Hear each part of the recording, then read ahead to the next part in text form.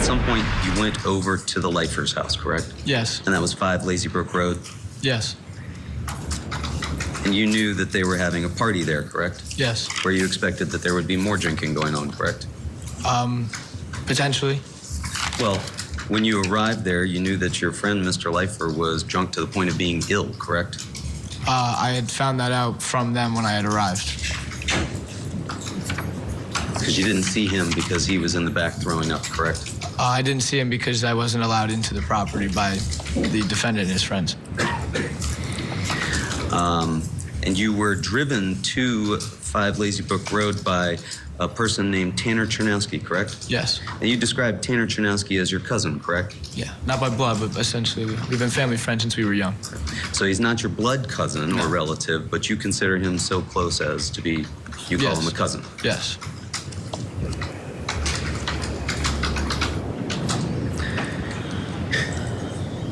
Now, when you got there, you mentioned that there were some kids from St. Joe's at that party, correct? Yeah, it was a St. Joe's party. Often attended St. party. Joe's, yes.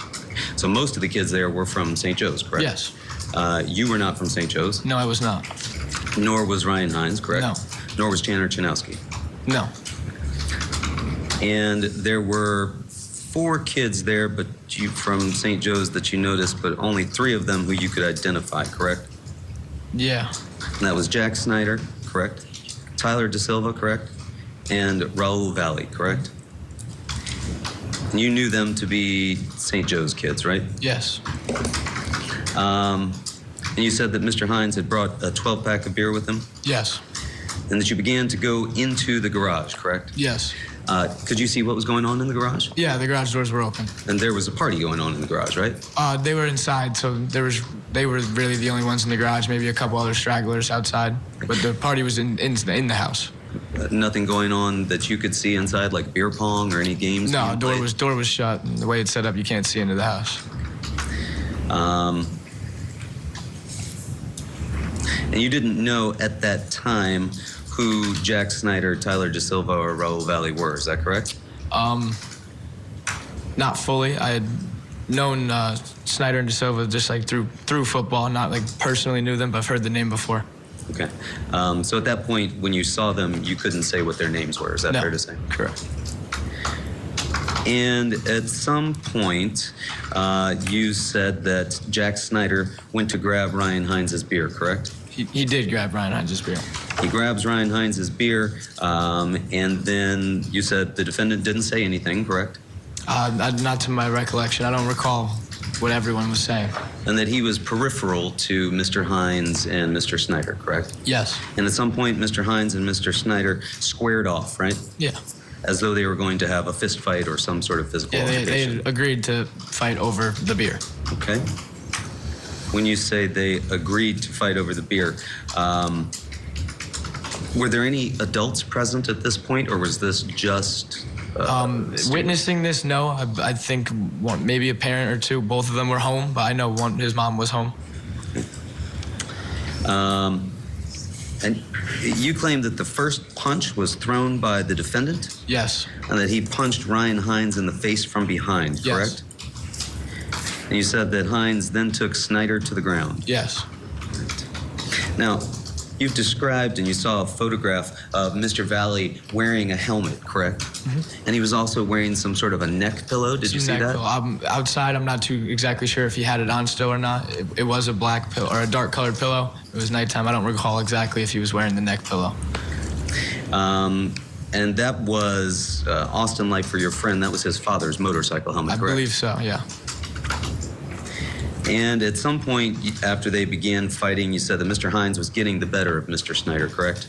I'd say he was thrown to the ground. He was on top of him. And at that point, you said that the defendant tackled Ryan Hines, correct? No, he removed his helmet and struck him. Okay.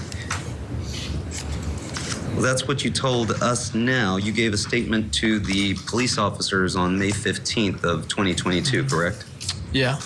You went there with your parents at about 2 o'clock down to the PD to give a statement? Sounds about right. And you told them at that time that the defendant tackled Ryan and punched him, correct? They might have taken that incorrectly because Hines is the only person that tackled anyone. He thought, or he took him to the ground. I watched him tackle him, and no one else went to the ground either. So you didn't tell them that that the defendant tackled Ryan and punched him? If they marked me as saying that, then on paper I did, but I recall Hines tackling him. And you told us here, and you told them then, that the defendant took off his helmet and swung it at Mr. Hines, correct? Yeah, he struck him with it. He took that helmet physically off of his head and swung it and struck Mr. Hines? Yes, he hit Hines with it. And then Mr. De Silva jumped in afterwards, correct? Yeah, he didn't contribute much to it, but yeah. He began punching and kicking Ryan Hines on the ground, correct? Yeah. That's your recollection. That's what you're certain of today. Yeah, he wasn't very much so involved. He was the last one to enter in, and by then it got broken up pretty fast. And you were prevented from helping because this fourth unknown person was holding you back, right?